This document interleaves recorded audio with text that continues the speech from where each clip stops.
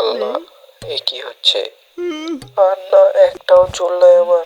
দাঁড়া, একটা জিনিস বার করবো, এটা দিয়ে এখন আমার সব চুল উঠে যাবে আমার।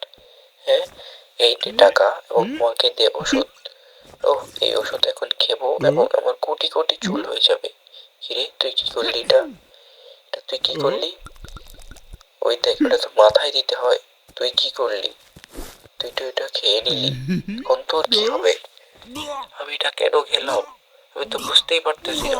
আল্লাহ, আমার মুখের ভিতরে এসব কি আসলো? বাচ্চারা, তোমরা আমাকে বাঁচাও।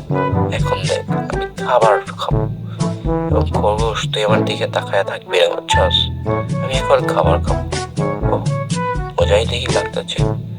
একটু খাবো নাকি? একটু খেয়ে দেখি। ও, মজাই লাগে। আরো খাই, আরো খাই, আরো খাই। কিন্তু এখন কি হবে? আমার তো বাথরুমে যেতে হবে। বাথরুমে গেলাম, এখানে তো দেখি অনেক মানুষ। আল্লাহ, টিস্যু পেপারও নাই। এখন কি করবো?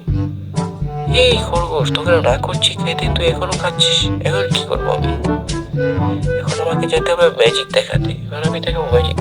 তো ভাইয়া, দর্শকেরা, আপনারা দেখতে পাচ্ছেন আমার মাথায় হাগা।